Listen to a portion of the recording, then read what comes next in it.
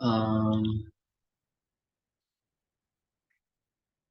Oke, Em, tentang semantik konten, mungkin yang perlu diperhatikan adalah tadi ya, saya mau tulisan kalian itu benar-benar eh, tidak hanya sekedar memindahkan ide orang lain gitu ya, tapi kalian punya kalimat-kalimat original dalam bentuk yang analisis tadi. Itu original research-nya atau original idea-nya itu berdasarkan kutipan-kutipan yang kalian dapat, either itu dari Christ Center ataupun Ecclesia ya, untuk mendukung kalimat topik ini. Kalimat topik ini apa? Ini adalah deep structure dari poin paragraf itu ya, atau poin di dalam semantik konten itu atau sintaktik kontennya, right? Nah, misalnya seperti saya pernah kasih tahu ya, contoh misalnya kasih. Kasih itu kita mau menulis tentang apa itu kasih misalnya. What is the topic sentence yang pertama? Mungkin kita mulai dari definisi kasih menurut Yakobus misalnya. Oke, kasih itu adalah iman yang disertai dengan perbuatan. That is love. Ya. Jadi dalam kasih ada unsur iman, tapi juga ada unsur moral. Ya, ada unsur misteri, ada unsur praktikal. Nah, misalnya itu. Jadi kasih adalah iman yang menghasilkan perbuatan. Misalnya, that's the topic idea, ya kan? Nah, topik idea itu mungkin kamu cari apa supporting details-nya, Yakobus 1 ayat 17 dan sebagainya. Nah, misalnya kamu ngutip iman yang tanpa disertai perbuatan pada hakikatnya mati. Oke, nah itu kan supporting details, menjelaskan bahwa kasih itu mencakup iman yang disertai perbuatan. Nah, jadi kamu jelasin iman, kalau tanpa iman tanpa perbuatan itu mati. Berarti hidup tanpa kasih itu idenya adalah mati gitu. Kenapa mati? Nah, kamu bisa tarik ya, bapak gereja lain mengatakan, misalnya bapak gereja yang lain mengatakan sebab Allah adalah kasih. Ya, jadi hidup tanpa Allah berarti hidup tanpa kasih. Nah, hidup tanpa kasih, hidup tanpa Allah adalah hidup menuju kepada kebinasaan atau kematian. Nah, misalnya begitu. Oke, nah itu kamu kutip, misalnya katakanlah Chrysostom yang mengatakan, ya kan, kamu put in the supporting details. Nah, setelah itu kamu kasih kalimat analisis. Misalnya kalau kamu mengutip iman tanpa perbuatan pada hakikatnya mati. Terus kamu kutip Chrysostom, misalnya Chrysostom mengatakan kasih harus disertai dengan iman dan perbuatan. Karena tanpa iman kita tidak hidup seperti Allah. Tanpa kasih ya kan, sebab Allah adalah kasih dan seterusnya. Nah, kemudian kamu analisisnya gimana? Kamu harus kasih your original idea, your original mind. Misalnya, maka research kita seperti ini sebenarnya original research ya. Original research artinya kita memang benar-benar menemukan apa ide-ide dari para fathers itu atau para penulis kitab suci itu, tapi idenya itu adalah kita yang original, kita yang karyakan, kita yang dapat gitu ya. Mungkin topik yang sama akan bisa bahasnya berbeda kalau misalnya dengan teman yang lain, saya bahas tentang kasih ya kan, bisa berbagai macam original idea. Oke, nah analisisnya apa tadi? Analisisnya kita bisa mengatakan bahwa hidup tanpa Allah berarti hidup tanpa kasih, dan pada akhirnya akan menuju kepada kebinasaan. Nah, that's very important sentence. Itu kalimat yang sangat penting untuk memperlengkapi apa yang kalian kutip. Oke? Any question? Ada pertanyaan? Saya pikir 2 minggu ini saya sudah terus mengulangi ya. Nah, tadi saya sudah bagikan ini juga, dan ini nanti untuk semester-semester ke depan ya, ini akan jadi panduan buat semua kita di sini, either mahasiswa maupun para dosen yang memberikan tugas ya. Jadi kalau memberikan kalian tugas misalnya bikin paper atau artikel, nah bagaimana kalian itu bisa mengintegrasikan antara kutipan, paraphrase, ringkasan, ini kan supporting details ya kan, mengintegrasikan dalam satu paragraf yang benar, berstruktur runtut, mudah dimengerti, dan ilmiah. Nah, unsur yang harus kita perhatikan tadi, harus ada original idea kita. Jadi kita nggak hanya sekedar mengutip terus terjemahin selesai, mengutip terjemahin selesai gitu kebanyakan. Ya, yang kalau bahasa itunya ya kita cuma ngecok apa yang orang bilang. Tidak, kita harus kasih kalimat analisis kita. Nah, itu semantik konten. Lalu langkah yang ketujuh itu apa? Kita bikin ringkasan dalam bentuk apa? Doktrinnya, yaitu konsep teologis, ya. Nah, konsep teologis itu misalnya for example sebagai contoh ya. Kemarin kan kita bahas tentang Yohanes berapa itu? 9 ayat 1 sampai 12. Ya. Misalnya ini contohnya saya bikin beberapa apa ya? Paragraf. Dari paragraf itu ada beberapa poin, ya kan? Misalnya semantik konten yang satu tentang bukti bahwa Kristus adalah ada sebelum Abraham ada, atau Kristus adalah anak Allah. Ini apa? Dia menyembuhkan orang yang buta sejak lahir. Ya. Nah, dari situ timbul satu pertanyaan. Kok dia bisa buta sejak lahir? Dosa siapa ini? Dosa orang ini atau orang tuanya? Nah, ini ada penjelasannya. Kemudian poin berikutnya bagaimana menyembuhkannya, itu dengan tanah liat dan ludah. Kemudian dia disuruh ke kolam Siloam. Nah, kolam Siloam itu ada dua poin pentingnya kemarin. Siloam itu menunjukkan dia adalah diutus. Kristus adalah sang Mesias yang diutus. Kemudian Siloam itu juga menandakan kita harus taat. Ketika kita sudah menerima kasih karunia, kita disuruh taat. Ya, ketika Tuhan menciptakan kita juga harus mencapai ketaatan itu. Dengan cara orang buta itu pergi ke kolam Siloam dengan perintah dari Tuhan. Oke, nah habis itu poin yang terakhir adalah bagaimana orang buta ini pada akhirnya memberitakan apa yang terjadi, ya kan, kepada orang-orang yang tidak percaya atau orang-orang di sekitar yang masih tidak percaya. Jadi misalnya saya beri judul orang buta menuntun orang buta. Nah, that's the main idea. Kira-kira ini misalnya ada 4 semantik konten, ya kan? Kamu jelasin di sini semua panjang lebar. After that, kamu harus bisa buat sebuah konklusi atau summary. Bukan ringkasan ya, tapi semua summary. Bedakan ringkasan. Kalau ringkas itu kan memadatkan. Tapi kalau summary itu berarti apa? Menyimpulkan.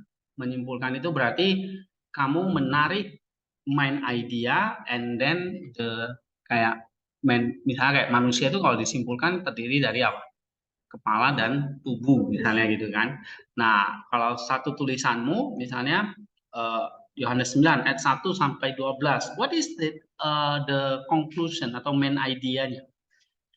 Main idea-nya selalu terdiri dari konsep teologisnya, main idea and supporting details again.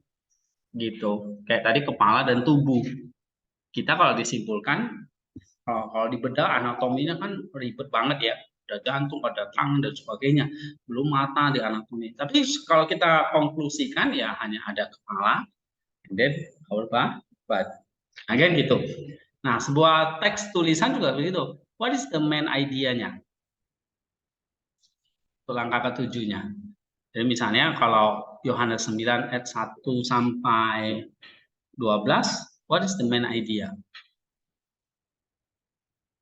Bisa kalian bisa ini kan cerita tentang Kristus melakukan mujizat, ya kan, menyembuhkan orang buta sejak lahir. Tapi main idea-nya apa kira-kira? Kalian tarik di situ, ya. Apakah bukti Kristus anak Allah? Nah, itu topik utamanya. And then subtopiknya apa? Atau subpoinnya, misalnya satu proses kesembuhan, misalnya. Poin yang kedua proses kesembuhannya tadi dengan tanah liat, dan yang kedua misalnya Kristus atau Yesus berkuasa atas penyakit misalnya atau dosa, ya kan? Jadi proses semua atau proses penciptaan, kemudian Kristus berkuasa atas penciptaannya atau ciptaannya termasuk dosa. Kemudian yang ketiga, misalnya itu about Siloam. Siloam itu tentang apa? Kristus yang diutus. Jadi kalau Kristus anak Allah, pertama dia bisa mencipta, ya kan? Yang kedua dia bisa menjaga ciptaannya. Misalnya dia menyembuhkan orang yang jatuh dalam dosa, menyelamatkan gitu ya kan. Jadi dia bisa mencipta. Yang kedua dia bisa apa? Menjaga ciptaannya. Yang ketiga dia menyelesaikan karya ciptaannya. Oke? Nah, misalnya dari situ. Jadi so number one dia sebagai pencipta. Nah, itu dia tadi apa? Dia ambil kamalia, ambil juga, membuat dalam ada lagi kan. Yang kedua apa?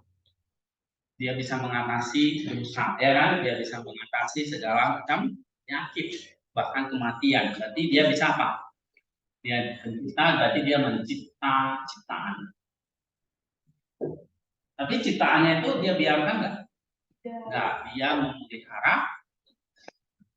Yang ketiga, dia diutus menyelesaikan ciptaannya, menyelesaikan misi dari apa yang diciptakan. Kenapa kita diciptakan? Kita diciptakan bukan untuk jadi buta, tapi kita diciptakan untuk jadi terang, karena misi kita diciptakan adalah hidup bersama dengan Kristus, hidup bersama dengan Allah. Maka Yesus diutus, ada kolam Siloam di situ. Dia disuruh pergi ke kolam Siloam membasuh. Supaya apa? Ini adalah satu tanda bahwa Kristus datang diutus. Siapa yang datang kepada Siloam itu, kepada Kristus, dia akan mencapai misi atau tujuan dari yang diciptakan. Seperti orang buta jadi sembuh, ya kan? Kita jadi sembuh dari dosa dan sebagainya. Nah, kamu harus bisa dapat poin-poin seperti itu. Oh, you think kamu berpikir the whole. Nah, that's the summary, ya. Jadi ini that's a challenge. Jadi misalnya kayak kisah orang buta tadi, kamu bisa mengatakan ini Yesus anak Allah. Apa buktinya? Satu, nih, dia bisa menyembuhkan orang yang sakit, menciptakan kembali. Yang kedua, dia memelihara ciptaannya. Maka orang yang buta sejak lahir itu bukan dosa orang itu atau orang tuanya, tetapi ada karya Allah yang membuktikan, yang dia membuktikan. Di sini Yesus datang sebagai penyelamat. Yang ketiga Pak, masalah Kristus sebagai diutus. Artinya dia penggenap dari misi Allah. Ya, nah, dapat ya 3 poin ini. Oke? Nah, itu konsep teologisnya. Jadi konsep teologisnya kamu jangan bikin poin 1, Yesus menyembuhkan orang sakit. Poin 2, Yesus menyuruh orang tua itu, orang buta itu ke kolam Siloam. Poin ketiga, orang buta itu sembuh. Bukan itu konsep teologis, itu bukan mengandung sebuah teologi. Itu peristiwa, misalnya Yesus menyembuhkan orang sakit itu apa? It's even peristiwa. Yesus menyembuhkan, Yesus menyuruh orang itu ke kolam Siloam, lalu orang buta itu sembuh. Nah, kamu bikin poin-poinnya itu bukan konsep teologis, it's not a concept, itu not doctrine, ya kan? Nah, tetapi itu poin-poin di dalam semantik konten, ya. Tapi kalau konsep teologisnya ya, kamu harus bisa memikir secara doktrinal, ya. Misalnya tadi contoh Yakobus kan dia bahas tentang kasih. Siapa yang bahas di sini tentang kasih? Ada bahas tentang kasih dalam misalnya Orna, ya. Saya nggak tahu ayat berapa. Misalnya ini contoh ya. Love dalam Yakobus berapa lah? Ya, kamu jangan hanya kasih poin 1, kasih misalnya ya, kasih saya perbuatan baik. Ini poin di semantik konten, gitu. Ya. Yang kedua, misalnya kasih, landasannya iman, itu perbuatan baik. Ya, misalnya ketiga, kasih sampai serupa dari Kristus. Oke. Nah, 3 ini apa? Misalnya kalau kasih harus landasi, landasinya kamu bisa bikin poin, misalnya tentang kasih. Satu, iman sebagai landasan kasih. That's concept. Ya kan? Yang kedua, kalau iman sebagai landasan kasih, maka Yakobus bilang iman sama perbuatan itu mati. Berarti iman itu harus sesuatu yang hidup. Kasih itu hidup. Berarti kasih itu hidup.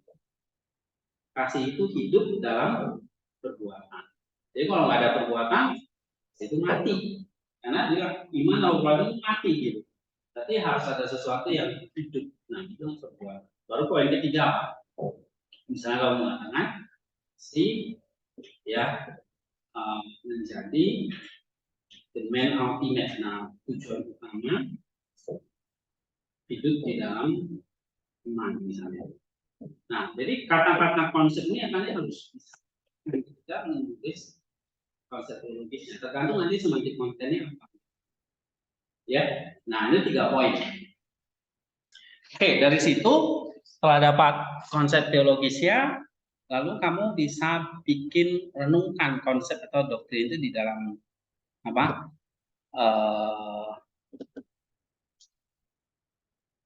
Hatimu gitu. Itulah yang kita sebut sebagai apa? Hah?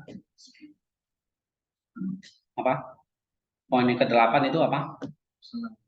Personal. Ya, personal itu adalah berkaitan dengan your devotion, ya, atau your reflection on the doctrine. Oke, landasannya itu dalam 1 Timotius ya, 2 Timotius 3 itu kitab suci itu bermanfaat untuk apa? Mengajar, itu doktrin. And then instruction, ya kan? And then apa?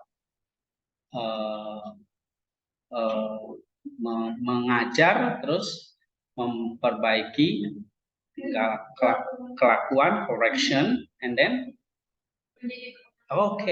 nah itu yang kamu harus renungkan gitu in your heart. Mendidik apa? Mengoreksi apa? Ya kan? Nah, ini kan ada teorinya di sini ya. Kamu baca lagi di sini.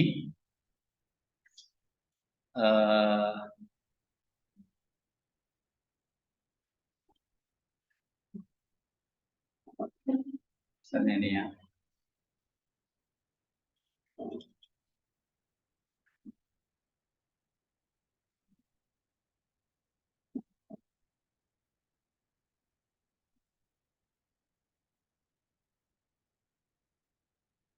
So that is the didaskalia atau doktrin, and then instruction, correction,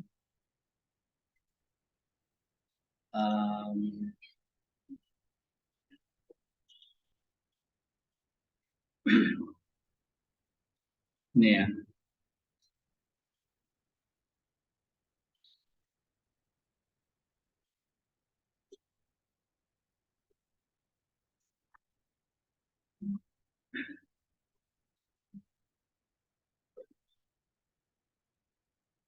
Nih, personal atau ringkasan, refleksi atau penghayatan doktrin. Oh ya, yang dalam hati ini reproof ya, reproof, correction, and instruction.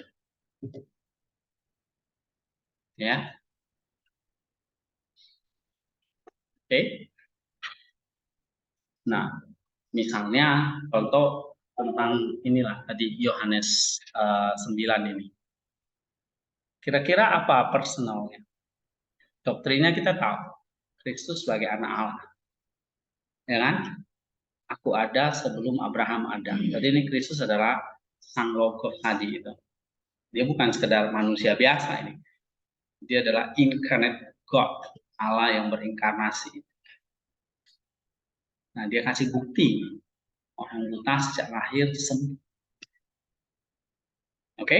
Nah, kemudian kita dapat doktrinnya nih. Oh, Yohanes mau menjelaskan bahwa dia adalah anak Allah datang sebagai terang misalnya. 1, dia pencipta terang.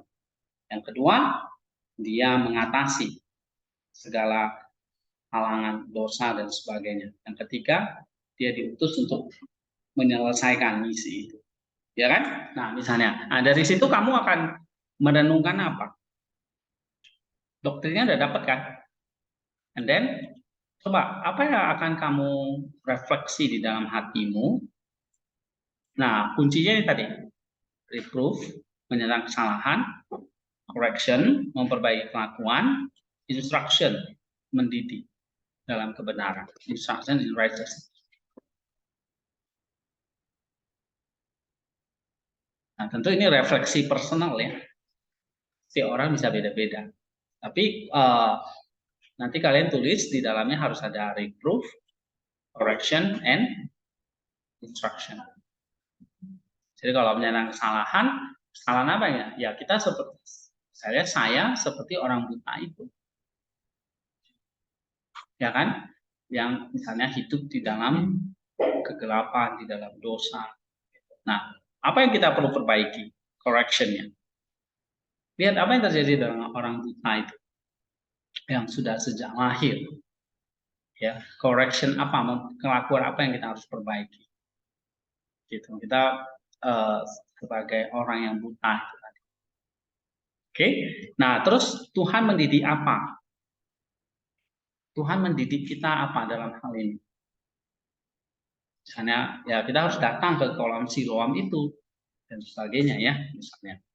Nah, kemudian yang ke-9, baru kamu bikin apa? Aplikasi atau yang disebut dengan obedience ya, atau ketaatan.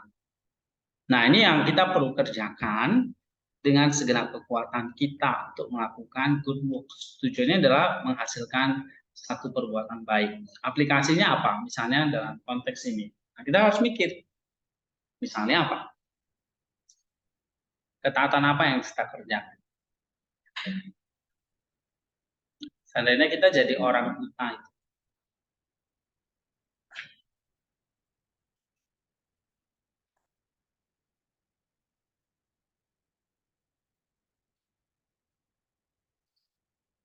aplikasinya berarti itu kayak langkah-langkah praktisnya.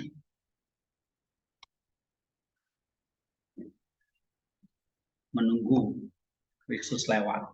Berarti menunggu Kristus datang. Patiently in our blindness, ya, dengan sabar dalam kebutaan kita we see hope. Hope is like a terang gitu. Kita melihat terang. Apakah ada misalnya di dalam kebutaan kita bisa melihat secerca harapan atau terang? It cannot ya. Buta ya nggak bisa karena ya gelap gitu. Tapi kita hanya bisa apa? Menunggu sampai Kristus itu lewat. Ya kan? Nah, sekarang pertanyaan Kristusnya sudah lewat belum? Jadi dia sudah lewat. Tapi apakah kamu eh, apa ya mencegatnya gitu? Ya kan? Apakah kamu bisa mencegatnya? Bagaimana kita mencegah supaya Kristus jangan hanya passing by, jangan hanya lewat, tapi dia berhenti, dia menolong aku. Nah, that is the first obedience. Itu ketaatan yang pertama berarti kita nunggu, ya, meresponi, men, men, apa ya, misalnya menarik uh, apa yang diucapkan oleh Kristus. Seandainya kita belum pernah mendengar Injil dalam kebutaan kita. Nah, bagaimana kita bisa mendapatkan ketaatan itu? Berarti kita harus tetap punya hope, ya. Either we don't know, kita nggak tahu kapan Tuhan itu akan datang menyembuhkan, tapi kita terus berharap. Nah, misalnya one of point, ya kan? Kebutaan, kita nggak tahu Tuhan itu kapan menyembuhkan, ya kita bisa hanya datang taat, misalnya, menunggu. Nah, apalagi? Coba dari kalian.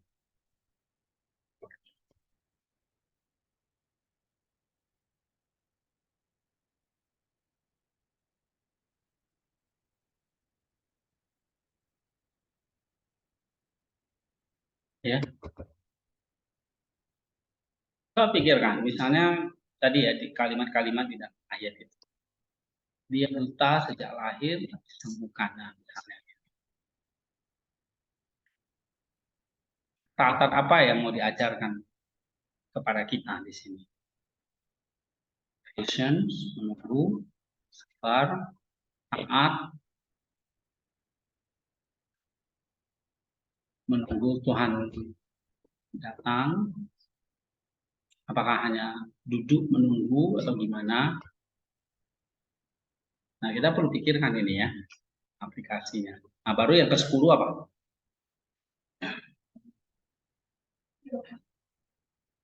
Hah? Iya. Ini yang berhubungan dengan uh, pengudusan kita. Jadi kalau misalnya contoh tadi, oh, ini ya, situ nggak dasarnya ini itu langsung dan sesuatu yang baik, sehingga kita mungkin aplikasinya misalnya, aplikasi yang konkret. Bagaimana kita punya iman, gitu kan? Okay, how we have faith, trust.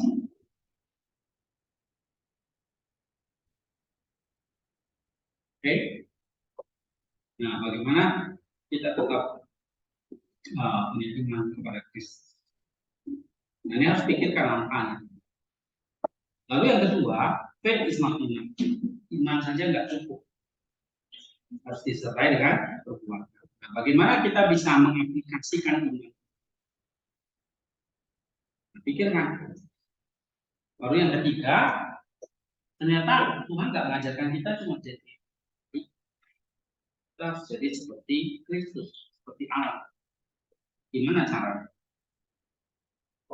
Nah, you think about the application, aplikasinya. Nah, baru dari sini kamu tarik satu kesimpulan nomor 10 analoginya. Analoginya ini semua cerita tentang apa? Faith, good works, and then Christ. Ini tentang apa? Pengurusannya. Ya. Nah, apa pengurusan kita? Ternyata misalnya ya, di sini misalnya kamu kasih contoh, saya gagal, saya pada Kristus, saya ragu dan sebagainya. Tetapi dalam keraguan ya justru saya makin apa ketika saya beriman lagi, iman saya makin kuat lagi. Nah, that's the analogy. Ya kan, jadi makin tiap poin kamu kerjakan, kamu akan makin ditinggikan. Nah, itu analoginya. Ya, analogi itu artinya kamu nggak hanya melakukan ini, tetapi apa yang kamu kerjakan, kamu akan mungkin serupa dengan ini. Itu analoginya. Ya, ini langkah terakhir. Ini berkaitan dengan apa? Kesempurnaan.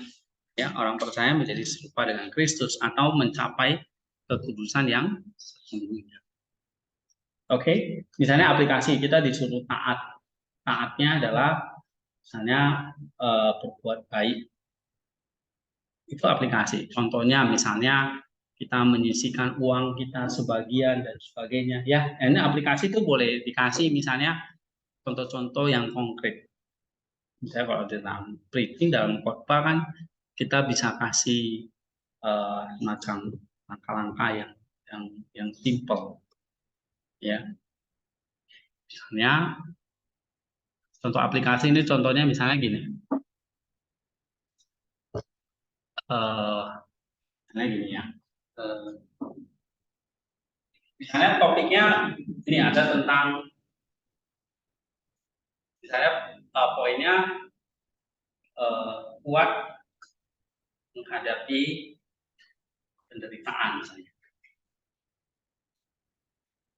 Oke, nah misalnya salah satu poin kita semangat kontennya atau tekun di dalam penderitaan.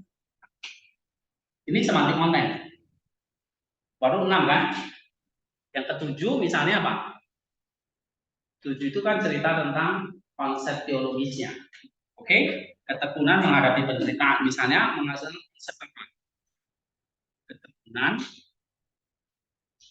ya kan? Atau endurance itu ketekunan. Ternyata waktu kamu bahas ketekunan dalam penderitaan itu mendatangkan apa? Pengharapan. Nah, misalnya situ. Karena kamu tekun dalam penderitaan menghasilkan pengharapan. Nah, ini konsep teologis namanya. Oke? Nah, ketekunan mendatangkan pengharapan. Terus kamu mikirkan dalam hatimu kayak apa? Ya, apa yang mengoreksi kamu? Apa yang instruksinya apa yang perlu dikerjakan? Ya, ini internal, ini hati, ya kan? Oke. Lalu dari situ kamu mikir langkah praktisnya menghadapi penderitaan, kita harus tekun supaya mendatangkan pengharapan. So, ini saya harus gimana ini ya? Saya harus gimana? Misalnya aplikasi praktisnya, jadi saya bisa pakai dalam menghadapi penderitaan itu, misalnya saya bisa pakai sudah penjelasan, saya menjelaskan tentang doa, misalnya Jesus prayer, right? Nah, misalnya kamu bisa tulis di sini, ketika menghadapi penderitaan,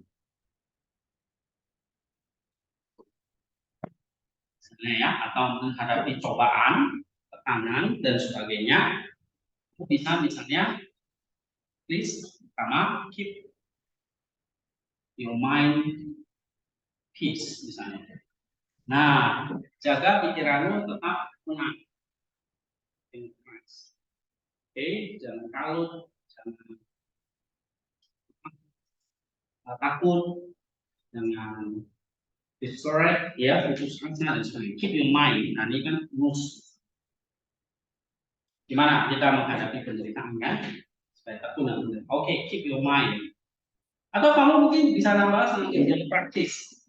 Misalnya drink atau do drink itu minum ya. Oke lah. Kalau kalian suka minum teh, drink your tea. Minum teh. Ya, kamu lagi ada cobaan, tenang dulu.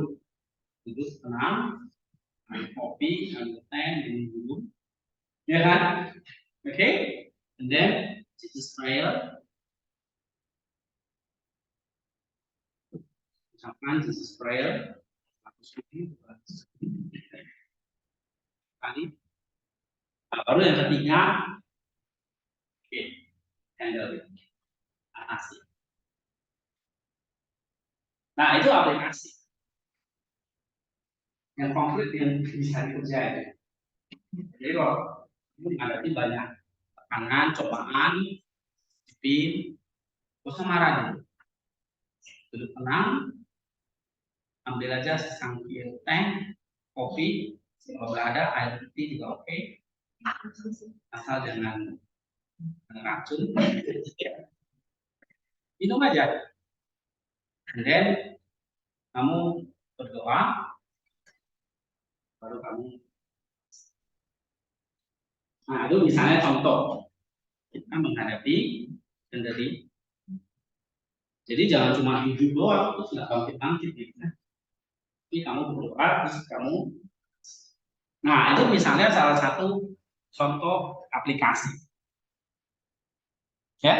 Nah, lalu analoginya gimana? Kita bikin analoginya gimana? Misalnya poinnya tadi kan aplikasinya, tadi konsepnya ketekunan mendatangkan. Nah, analoginya apa? Analoginya kan tujuannya gimana? Bagaimana ketekunan itu mendatangkan.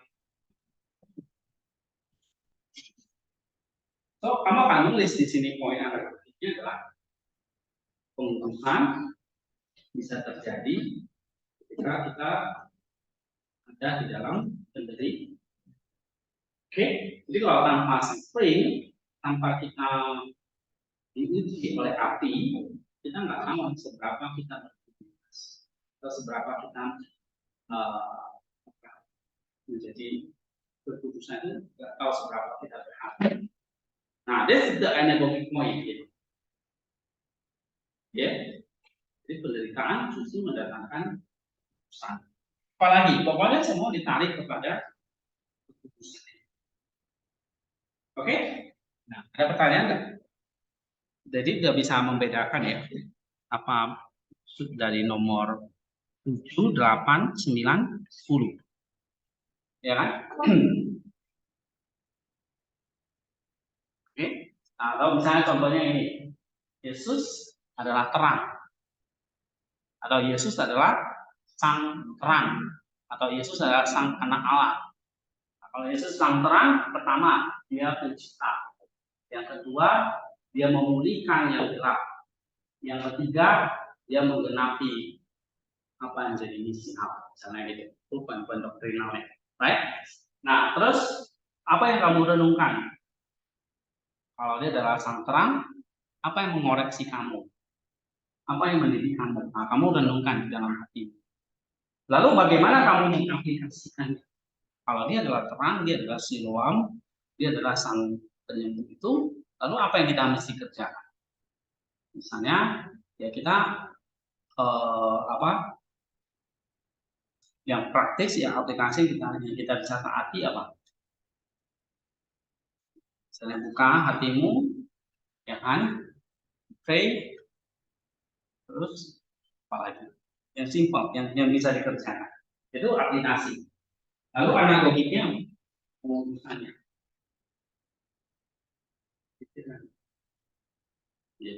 Jadi saya kalau Yesus adalah terang, apa pengurusan? Karena kita membutuhkan terang untuk menguduskan kita, ya. Tapi kita nggak bisa tahu kita jadi kudus atau enggak kalau kita tuh belum mengalami namanya uh, kegelapan terus diterangkan gitu, diterangi. Nah itu kan analogi ya. Jadi pikiran analogi itu adalah yang paling tinggi di sini. Karena kita bicara soal pengudusan. Bukan lagi bicara soal apa ya ketaatan lagi, tapi ini pengudusannya.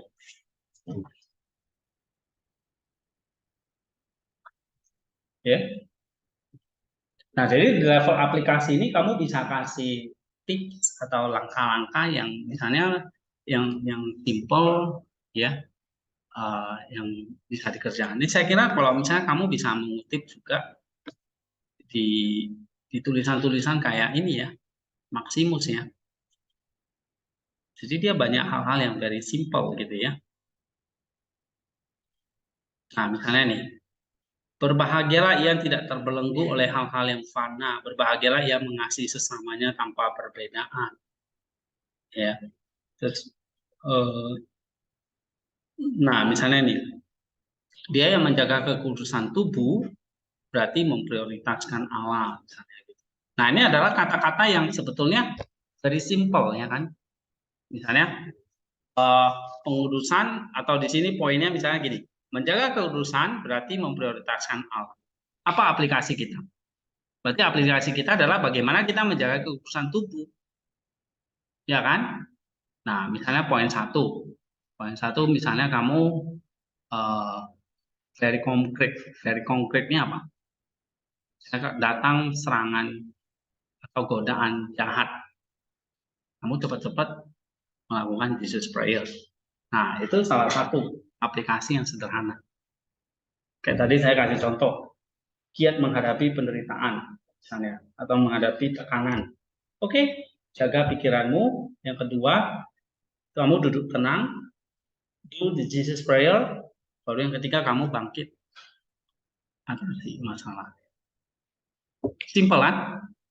Nah, tapi itu kita perlu tuliskan nanti di dalam aplikasi. Nah, misalnya nih, nomor 23, orang yang mengasihi Allah adalah orang yang bermurah hati kepada sesamanya. Apa aplikasinya? Misalnya, poin doktrinnya tadi. Satu, mengasihi Allah berarti bermurah hati kepada sesamanya. Itu konsep teologis ya kan? Lalu aplikasinya apa?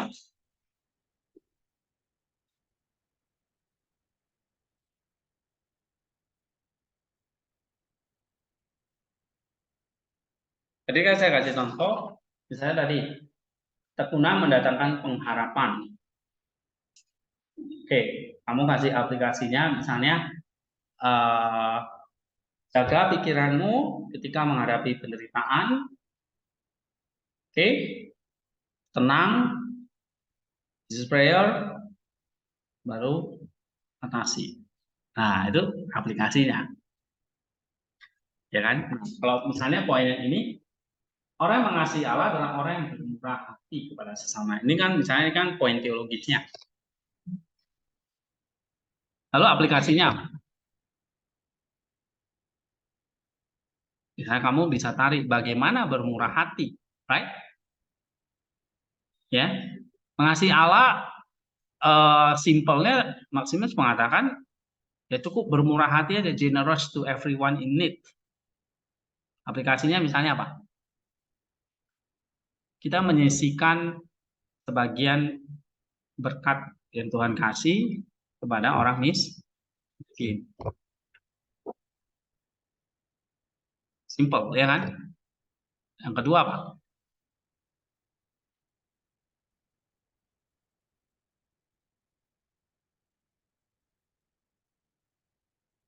Mengurangi makan Indomie.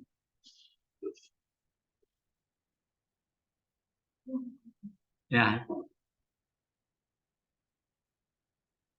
ini kayak si Boy ini bisa gemuk di sini, saya heran juga. Makan apa ya si Boy? Apa yang kalian makan di sini kan sebetulnya udah terkuras buat kerja, ya kan? Benar nggak?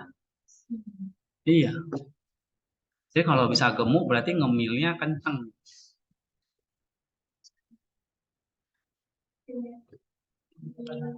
Hmm? Iya. Saya bermurah hati. Misalnya apa? Kita belajar memberi sedekah, ya, memberi sedekah atau eh, misalnya aplikasi sederhananya kerjakan satu perbuatan baik satu hari. Pokoknya satu hari satu kebajikan atau satu kebaikan.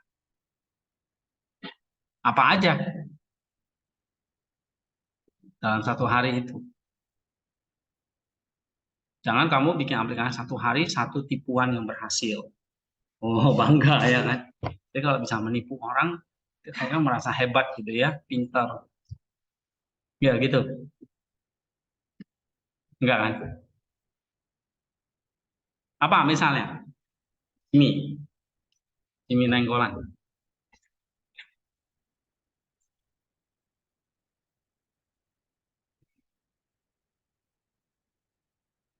Orang yang mengasihi Allah, orang yang bermurah hati kepada sesamanya. Nah, bagaimana kamu bikin aplikasi dari situ? Bikin ketaatan dari situ.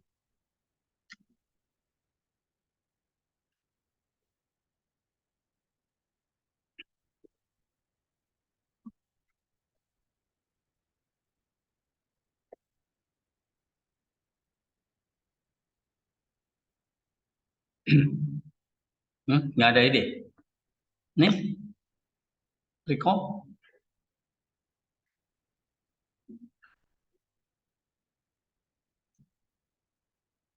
hmm?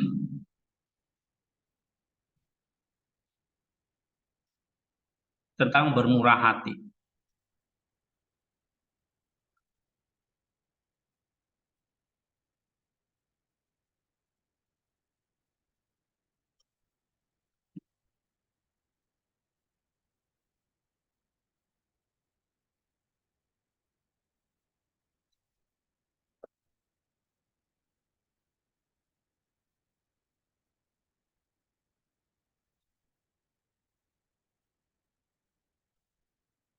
Nggak ada.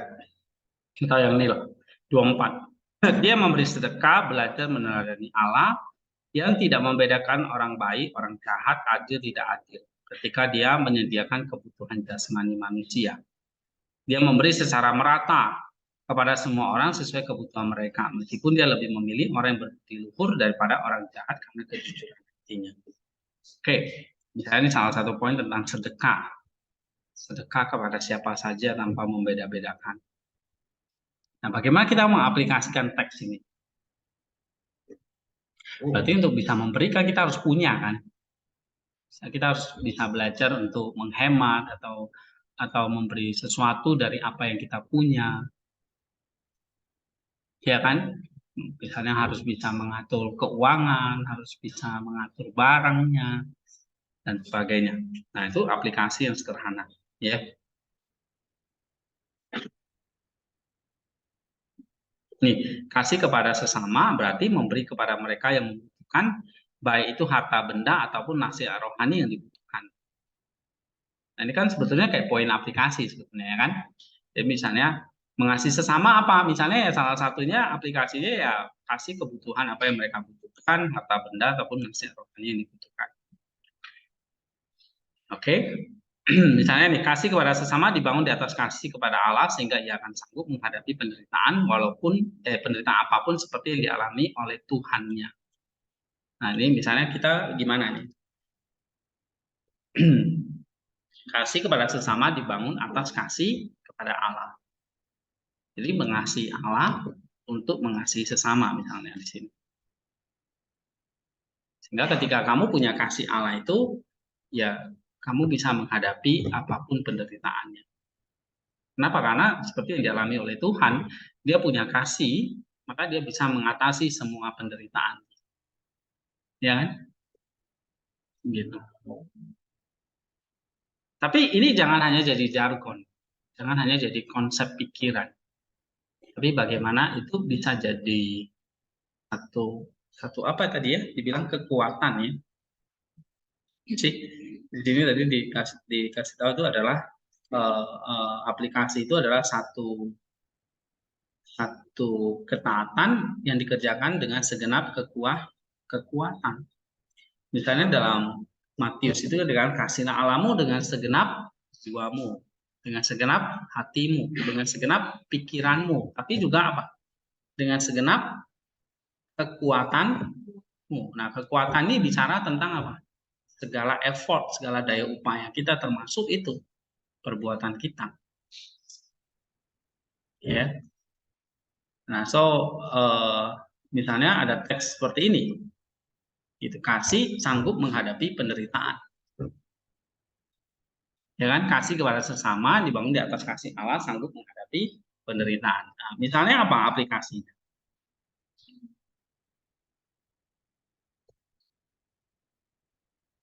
Kamu jangan bilang aplikasinya misalnya nih penderitaan membuat kasih itu semakin berkobar. Itu bukan aplikasi, itu jadi konsep lagi gitu. Tapi aplikasi itu apa? Ketaatan ya yang dikerjakan, yang bisa dikerjakan dengan segenap kekuatan. Apa misalnya?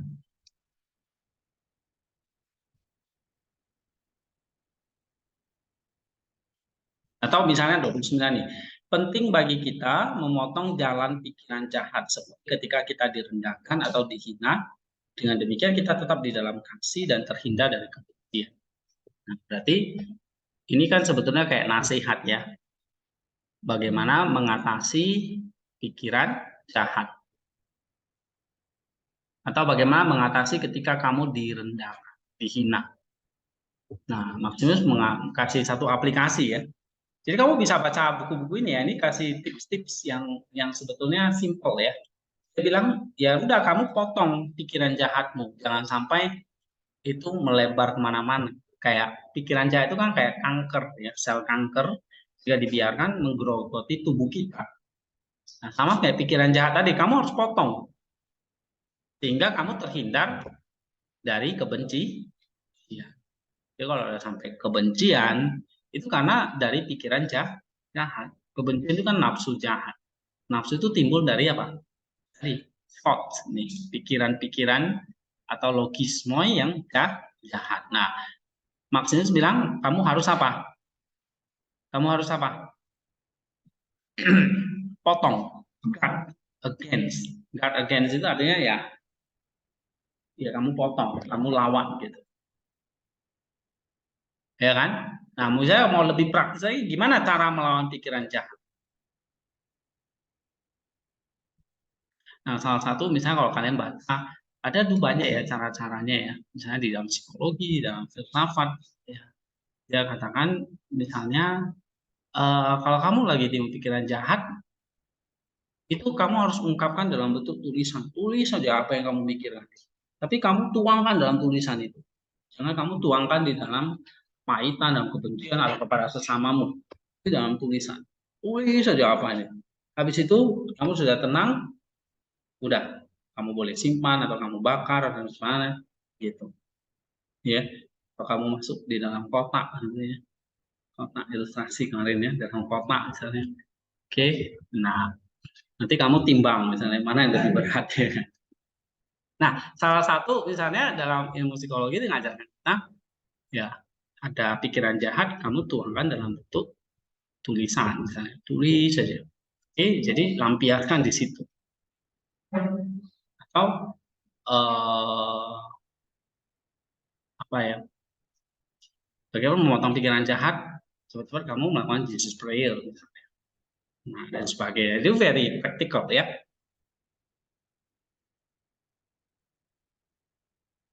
Nah, ketika kita menderita karena direndahkan, ini adalah tempaan, tapi kesempatan juga untuk keluar dari kesombongan.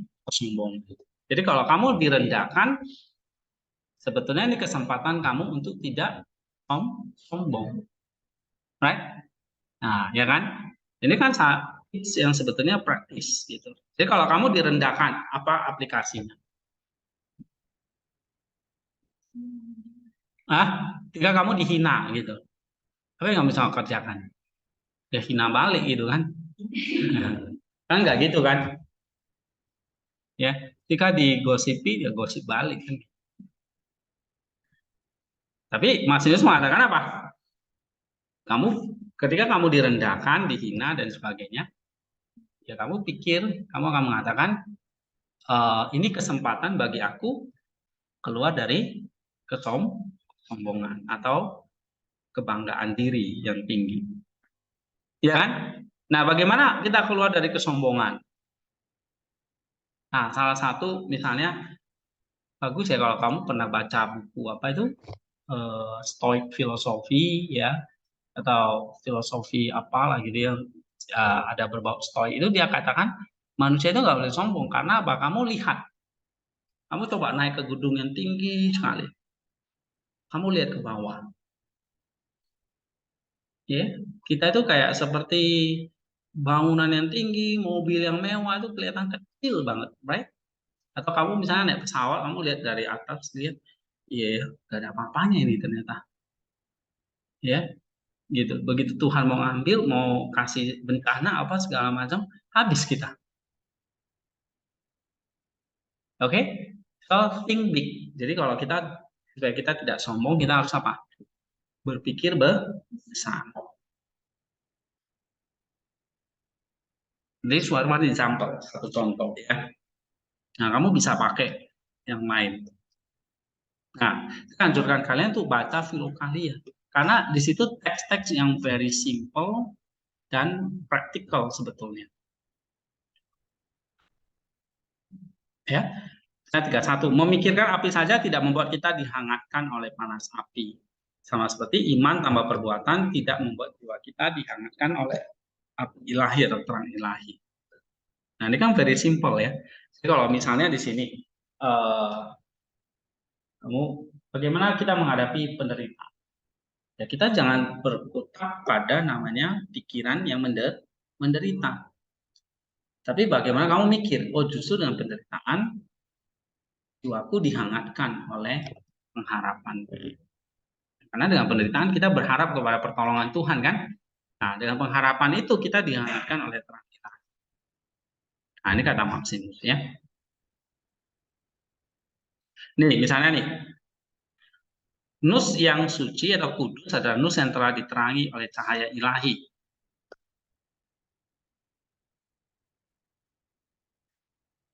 Nah, apa aplikasinya?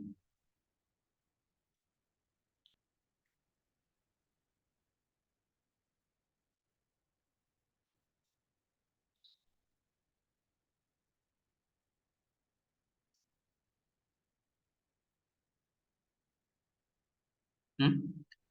Berarti bagaimana kita punya nus yang perangi, ya kan? Supaya jadi suci. Aplikasinya apa? Banyak kan? Misalnya kamu Jesus Prayer berdoa, oke? Belajar firman Allah. Nah, bagaimana kita belajar firman Allah dengan tekun? Misalnya every 3 hours atau setiap 3 atau 5 jam you pause, kamu stop sebentar, 5 minutes in prayer gitu. Ya, tapi kadang-kadang itu pun susah misalnya. Ya. Nah, kalau kalian misalnya punya ini ya, aplikasi ini sebetulnya menolong banget. Ya. Misalnya ini dia kasih misalnya kan saya pernah kasih liturgy.io gitu ya, atau kalian pakai GOE ini misalnya hari ini misalnya matiin, you pause sebentar, oke, matiin itu kan bacaannya banyak ya, ya udah kamu berhenti aja, kamu baca tentang hari ini misalnya kita bahas tentang Saint Epiphanius ya, Epiphanius dari Siprus. Kamu berhenti aja baca tentang kehidupan kisahnya, 5 menit, 5 menit aja cukup. Nah, itu akan membuat nusmu diterangi cahaya ilahi. Ya, jadi misalnya kamu bisa tulis aplikasi di sini. Misalnya kamu tulis di situ, gimana nusina diterangi. Misalnya setiap 6 sampai 8 jam. Kita berhenti sejenak, baca Bible ya, atau baca Sing. Ini aplikasi. Oke. Kan kalian sering dengar kok Bapak Yason ya? Dia sering nggak kasih aplikasi yang konkret. Nah, nah itu namanya aplikasi. Misalnya, oke. Setiap 3 jam atau setiap 6 jam atau setiap 8 jam, kalau 24 bagi 3 berarti setiap 8 jam kita pause, lalu kita mikirkan kemungkinan, atau kita lihat pohon, kita lihat ya, coba dilihat dengan ini. Nah, atau kita baca saya atau kita mati, ini kan banyak kita bisa ya.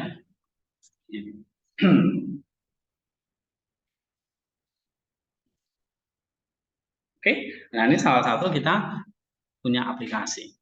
Oke, ada pertanyaan nggak tentang aplikasi ini? Jelas? Oke, ada pertanyaan tentang ini langkah-langkah 7, 8, 9, 10? Ya? 7 sampai 8 itu penyusunannya sesuai dengan angka jumlah atau lebih dari kita. Oh, kalau 7 kan konsepnya berarti nanti di paper itu kan poin 7. Tulis saja konsep teologisnya apa. Poin ide utama terus ide-ide pendukung. Ya, yang ini kan. 7 ini ditulis dalam bentuk ini, ide utama dan ide-ide pendukung ya, yang dirumuskan dari semantik konten di atas. Jadi kayak bentuknya poin aja. Ini ide utama terus ide pendukungnya 1, 2, 3 misalnya. Oke. Nah, baru 08 tuh bentuk paragraf. Karena ini kan refleksi pribadi ya. Jadi boleh pakai aku, saya misalnya gitu. Ya. Alright, ini paragraf. Yang 9 ya aplikasi praktisnya yang misalnya 1, 2, 3 apa yang related dengan poin-poin di, intinya gini, doktrin ini gimana diaplikasikan gitu. Ya. Baru yang ke-10 adalah anagogi, ini bentuk paragraf juga. Ini lebih kepada poin-poin tadi gimana membawa kita kepada kesempurnaan. Ya.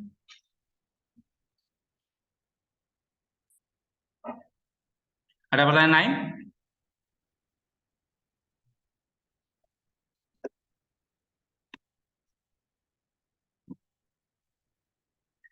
Kalau bisa aplikasinya itu yang tadi ya, misalnya kayak simple-simple aja.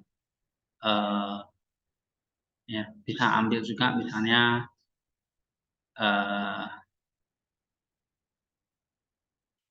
misalnya ini ya.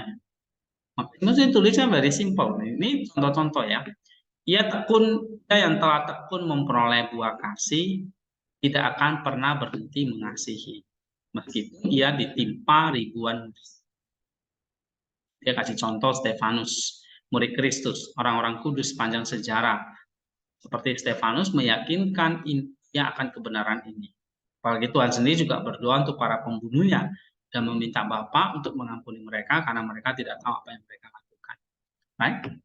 Nah, jadi kasih tidak akan pernah berbuat kasih itu tidak pernah menjadi sebuah syarat, ya.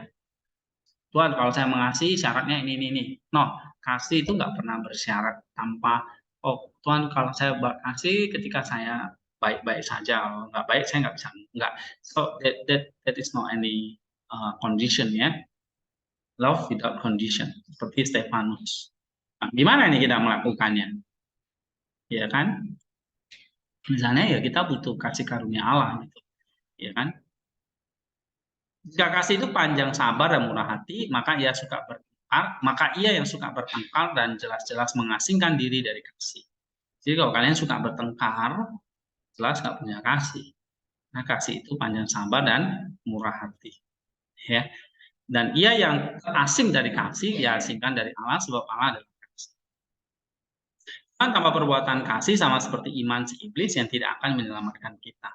Tadi udah ya.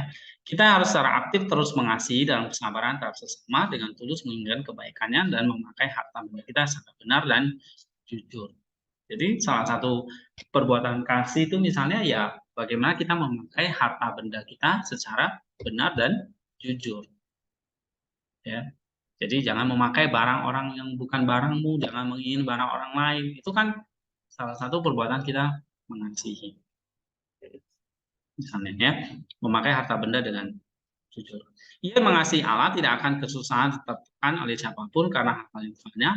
Hanya ada satu jenis kesusahan yang dimiliki orang lain, yaitu kesusahan bermanfaat seperti yang dalam Rasul Paulus pada gereja di Korintus. Ia mengasihi Allah menjalani hidup seperti malaikat, yaitu berpuasa dan berjaga-jaga, berdoa dan bermasmur, lalu berbuat baik kepada setiap orang. Jadi simpel. Jadi bagaimana kita mengasihi? Langkah praktisnya apa? Berpuasa, berjaga-jaga, berdoa, bermasmur, dan berbuat baik. Nah, ini praktikalnya. Ya. Menginginkan hal-hal yang ilahi adalah keinginan terbaik dan didorong oleh kemauan dan usaha terbaik untuk mewujudkannya. Oke.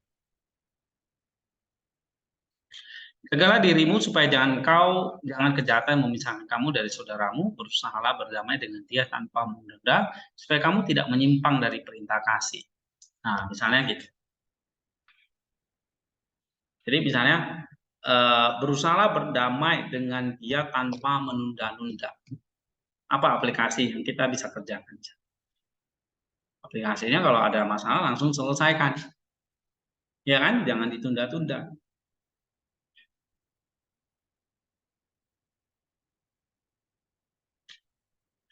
Oke, dapat lain-lain?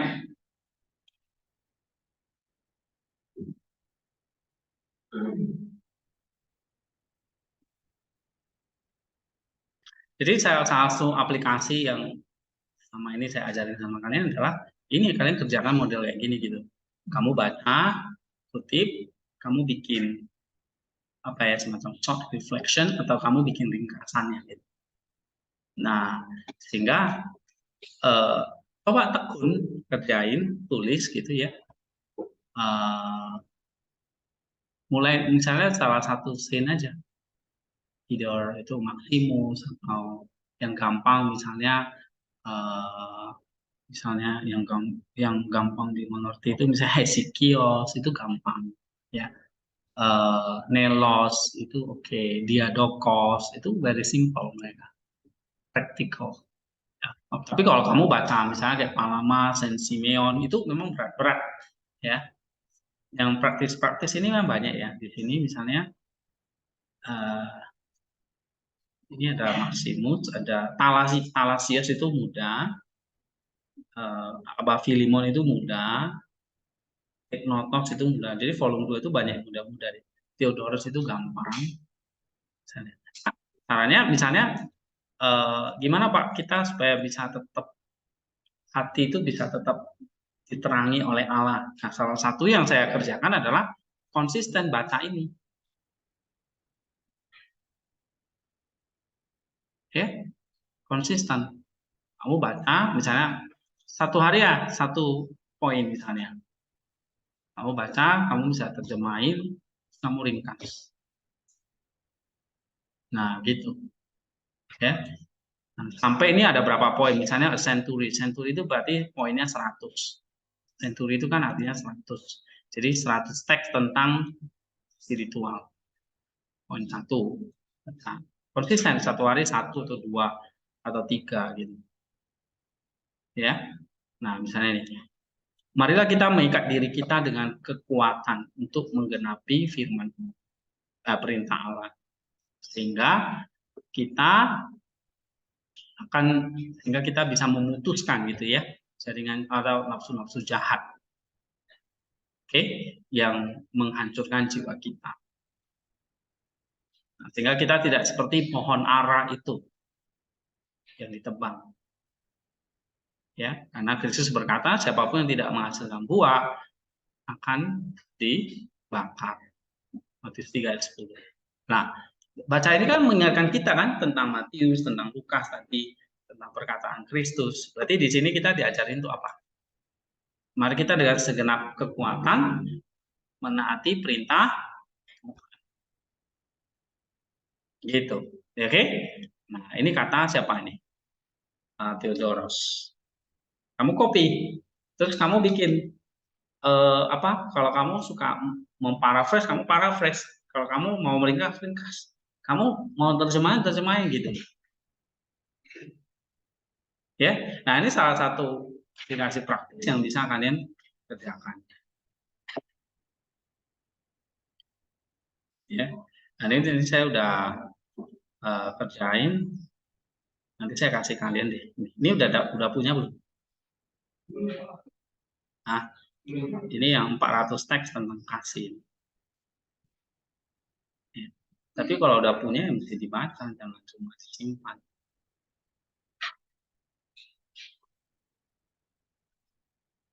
Nah, ini nanti saya kasih ya 400 teks ini. Saya lagi baca yang second 200 text on theology, ini lah agak berat tentang teologi. Nah, ini tentang kasih lebih praktis ya. Ini first century sampai ini ada 400 ini semua. Ya, saya kerjakan ini kira-kira 3 atau 4 bulan ya baru selesai. Ya karena dicicil ya, satu hari kadang 2, kadang 10, nggak tentu, kadang nggak ada gitu. Ya, akhirnya selesai juga. Ya, mungkin dari bulan 1 atau lupa saya. Oke, ada pertanyaan? Ya.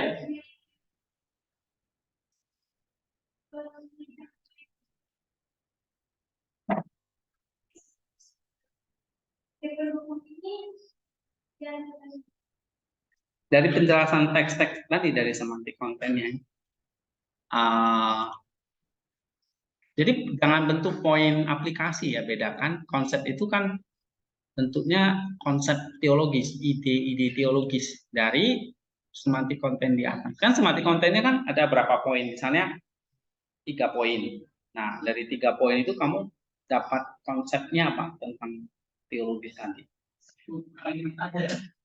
Enggak, tergantung, bisa 3 poin, bisa jadinya 3 poin atau 2 poin, terserah gitu. Ya.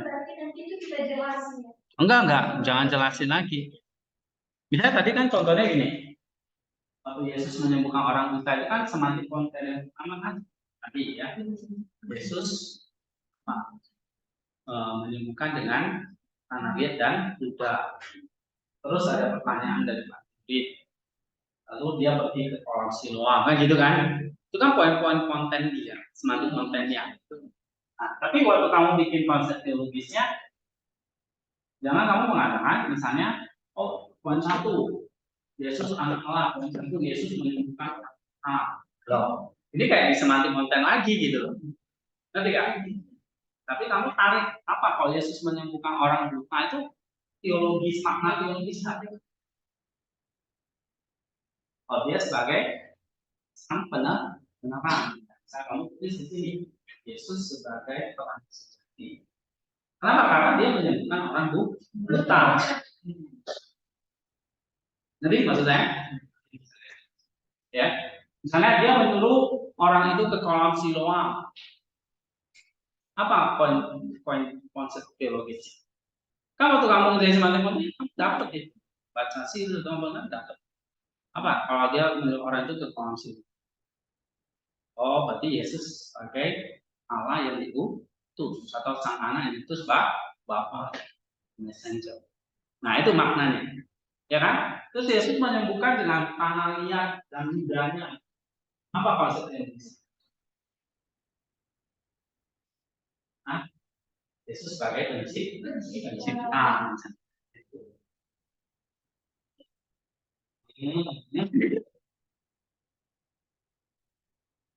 Kan? Atau bisa ada contoh apa? Bisa bikin yang nanti konten satu apa? Misalnya.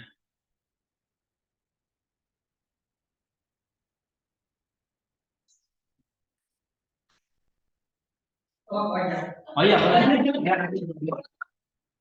Ini dulu.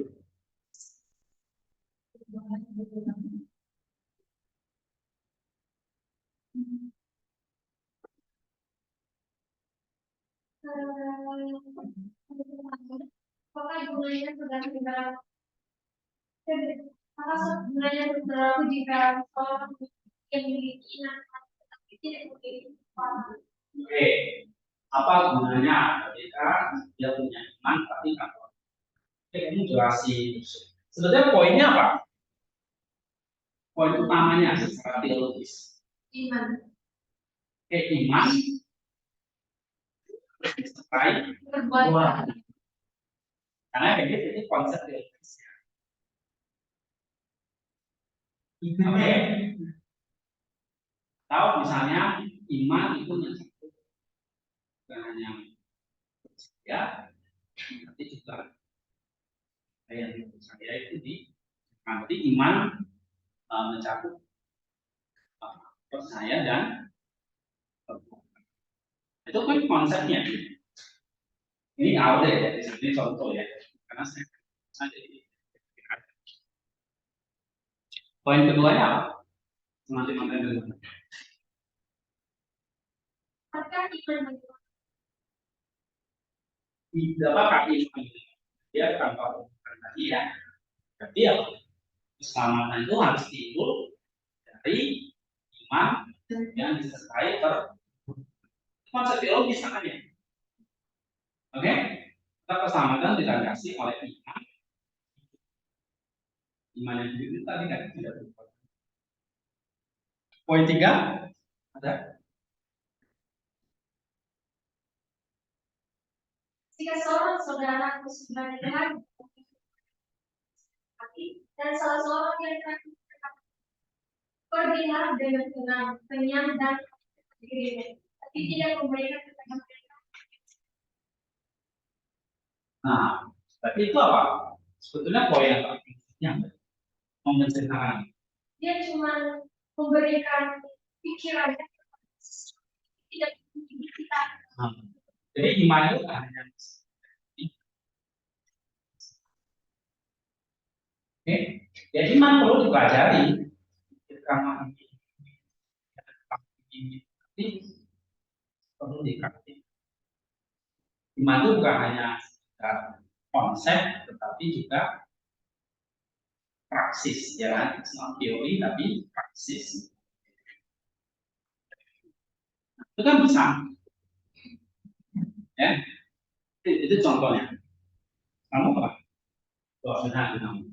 Poin pertama itu. Kita punya pengakuan bahwa kita memiliki iman besar yang aku itu Yesus. Oke, misalnya gitu. Kita memiliki ya.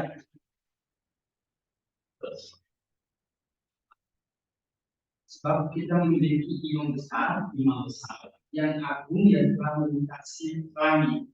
Nah, ini kan soal iman agung, ya kan?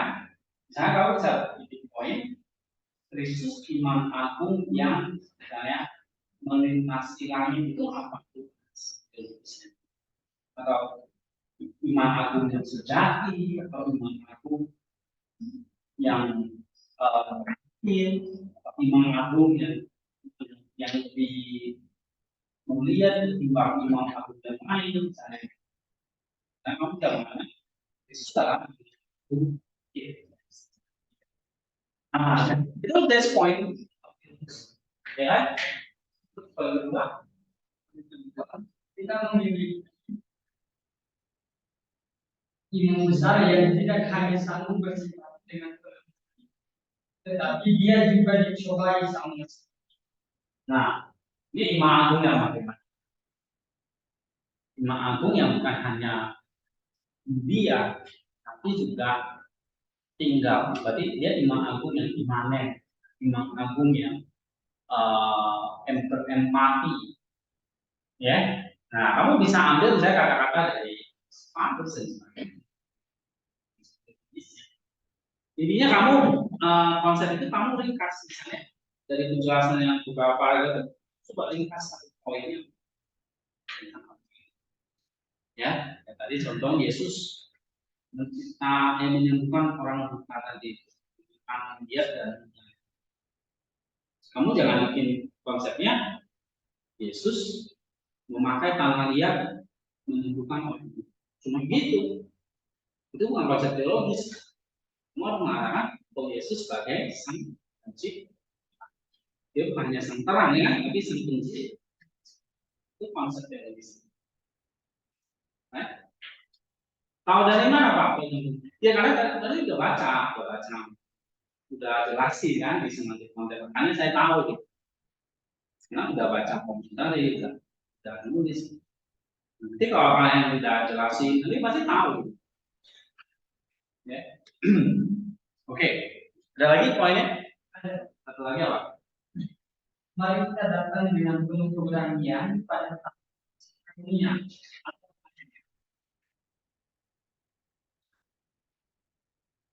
Kan kita harus menghampiri imam agung itu kan. Berarti apa? Menghampiri datang itu apa? Bahasa teologisnya apa misalnya? Misalnya meresponi dengan cara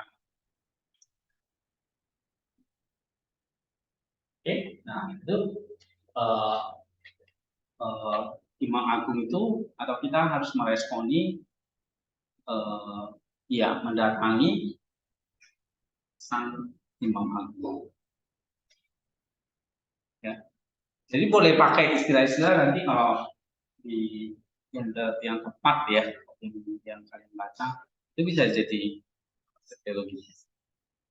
Jadi kalau misalnya semantik kontennya ada 3, ya kamu bisa bikin 3 poin nanti, ya kan?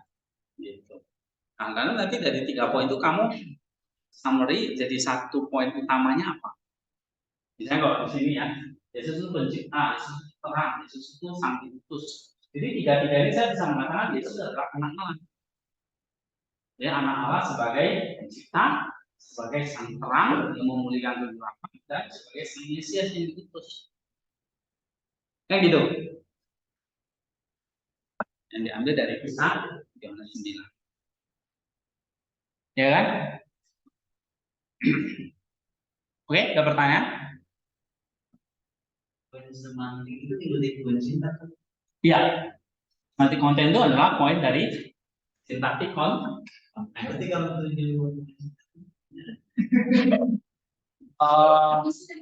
iya bisa digabung sebetulnya kalau ini. Ya, misalnya semantik konten 1 dan 2 itu sebenarnya bisa digabung jadi ngerti gak? Iya. Jadi sebenarnya nggak ada formula misalnya harus tujuh. Yang penting ada ide utama dan ada ide pendukung. Jangan terbalik. Ide utamanya banyak, ide pendukungnya 1, itu terbalik. Nggak mungkin kan? Ide utamanya 1, dan ide pendukung berarti minimal 2 lah. Ya kan?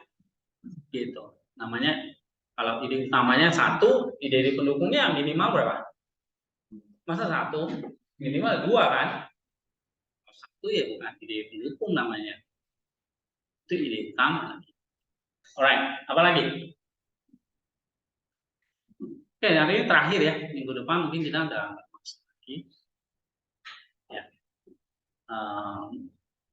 Saya pikir nanti tinggal saya, kalau enggak kita sampai di sini aja jam 3. Ada? Nggak ada ya? Oke, jadi ini tolong dikerjain dulu. Jangan jadikan sorry. Ini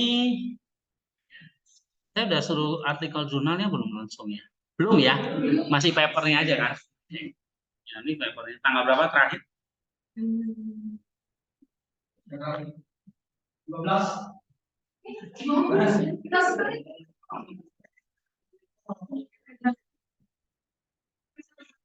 Oh, ini ya.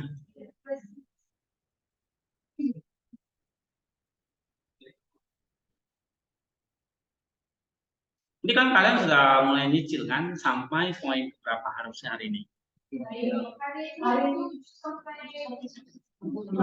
Nah, ini tugas minggu 13 tuh. Benar? Ya kan? Ini nggak ada yang kumpul. 12, 8 orang. 11, 9 orang. 10, 15 orang. 9, siapa yang belum ini?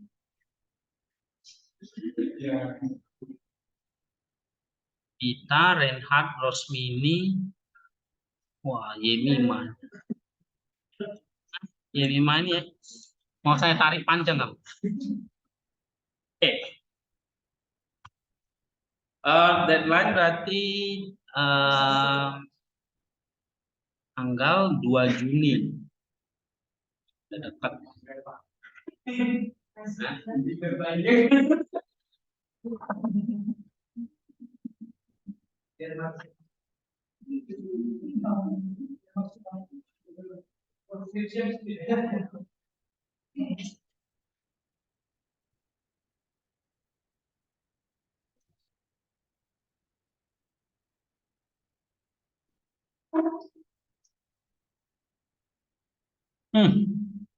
Ini sudah bikin kesimpulan pendahuluan metode.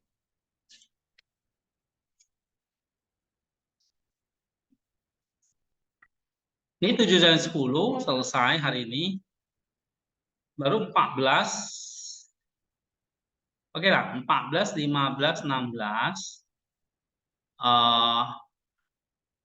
Ini kalian 14, 15, 16 itu nggak usah bikin bentuk artikel dulu. Ya. Tapi selesaikan aja langkah 1 sampai 10. Ya harusnya hari ini kan? Iya. Sampai langkah 10. Ya. Baru 15 sampai 16, 14 sampai 16 itu baru jurnal. Tapi nggak usah deh, bikin papernya aja dulu. Jadi 3 minggu lagi lah ya, 3 minggu lagi selesai papernya. Untuk jurnal nanti setelah paper dulu. Sebenarnya kalau mau bikin papernya kan untuk eksegesi seperti ini kita mesti langkah 1 sampai 5 itu sebagai poin 1 nanti di dalam pembahasan. Langkah 6 poin 2 dan seterusnya. Langkah 7 sampai 10 sebagai poin ringkasan. Ya. Itu. Jadi kalau di artikel jurnal kan ada namanya hasil dan pembahasan. Hasil pembahasan itu kan ada poin-poinnya. Nah, poin-poinnya langkah 1 sampai 5 sebagai poin 1. Semantik kontennya misalnya ada 3 poin, berarti itu sebagai poin 2, poin 3, poin 4. Gitu. Oke? Nah, terus langkah 7 sampai 10 dibuat jadi poin apa? Poin ringkasan. Jadi kalau misalnya gini, semantik konten kalian ada 3, ya kan? 3 poin. Berarti nanti di dalam hasil pembahasan itu ada 5 poin jadinya. Nanti ya? Poin 1 ini langkah 1 sampai 5.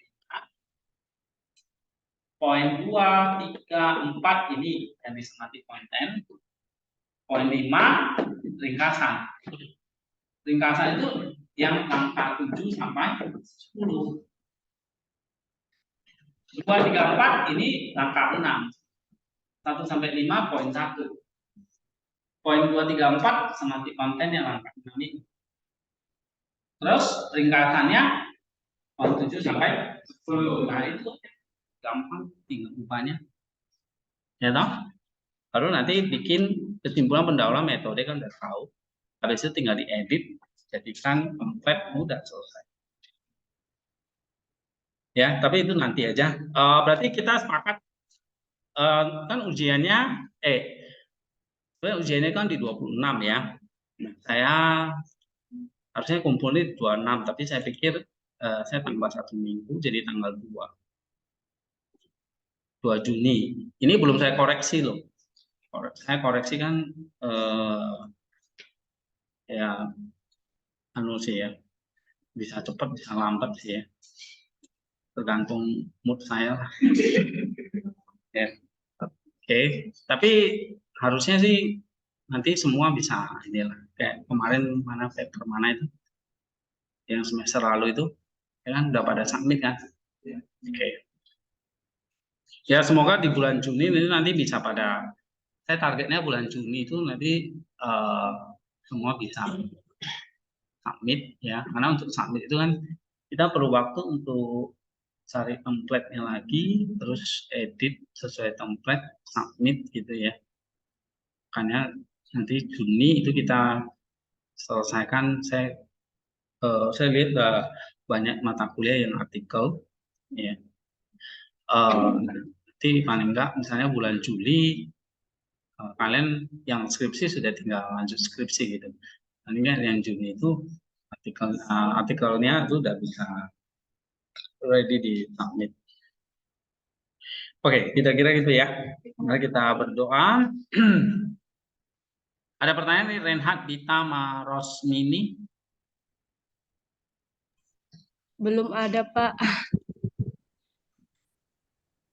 Enggak ada ya? Oke, belum ada. Kita selesai ya. Kita Vivi berdoa. Vivian. Terima kasih orang yang bersama kami.